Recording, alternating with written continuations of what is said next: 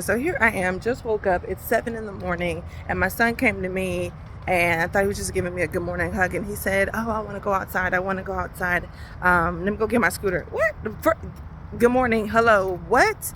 And he started to go downstairs and go to the garage and get his scooter. He's 7, and I was just like, "Okay, fine." The sun is not even out. That I could adhere to. So here I am. I'm going to go brush my teeth, just put on some clothes that I had laid out yesterday. And so I realized as I'm going, this guy right here, this is the same kid, and not just him, even the other two that are still sleeping back at the house. I still know that very soon when I ask them for something, "Hey, can you make your bed?"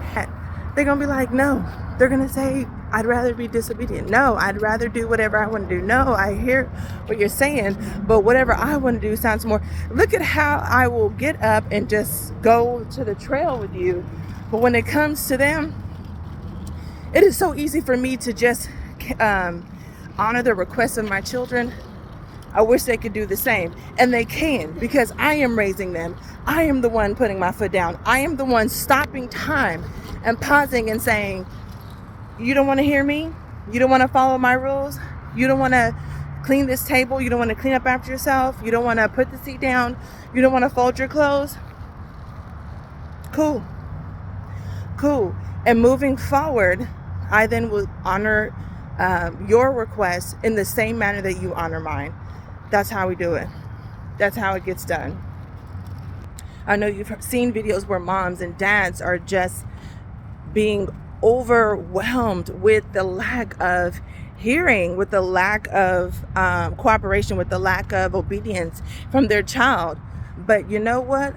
Some of that is just a disobedient child, a stern and stubborn, rebellious child who, whenever they receive instruction, whenever they receive a request or a command or whichever, they are going to make sure that they never do anything that parent or that adult, that authoritative figure is asking of them. And then half the other time, it is the parents having to be consistent, stay firm, stay on committed to what they're asking. I am asking you, and I will from here on out not ask you more than 2 times. Sometimes with myself, I can see in my children the fact that I will be asked something. Someone asked me to try on an outfit, come outside so they can see me in the outfit so that they can get my measurements.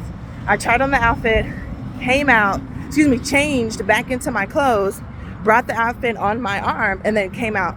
And the person was just like, I said da da da da, and I'm thankful that they were cooperative with me. And because that is true, and because I am experiencing that, or I have experienced that, I have to give my children grace. I have to give my children grace and mercy, because I know that they came from my womb and they behaving just like me. So repeat it to them. In my instance, for you, if you obey and listen very well, follow instructions very well, then I don't know what your children know. But they're going to be, most likely they're going to be modeling after you. My kids are 7 and 8, and yes, they should know how to give themselves a very good thorough shower, brush their teeth very well without having a funky breath, apply deodorant without you having to remind them, make their bed and hang up their clothes and start and complete the laundry, because that ain't nothing but loading it and pressing buttons, pulling it out. And they should know how to do all of these things, one, because they're repetitive, and so after 5 times they should definitely get it down. Also, when it comes to reinforcing good behavior, and when it comes to not wanting to repeat yourself, do your best to reinforce good behavior. Anything that you know that you have said you have asked them to do, go ahead and reinforce good behavior instead of repeating what it is that you asked them to do. Reinforcing good behavior looks like you complimenting them, encouraging them, publicly acknowledging within the family, within the home, or even outside, "Hey, thank you for not slamming the door. Hey, thank you for remembering to be helpful to your siblings and asking them if they needed their shoes tied. Thank you for doing that. Thank you for doing what I have in the past asked you to do." We also need to be comfortable with seeing our children fall on the ground. Even as I say that, I do not want my children to have a scratch on their body, but it would sometimes that is going to speak louder than my caution. So if someone says, oh wow, your armpits are not smelling well, oh my gosh, you didn't make your bed, oh my gosh, your shirt has your garment has a clothes in it, then yes, that's something I have spoken to them about before.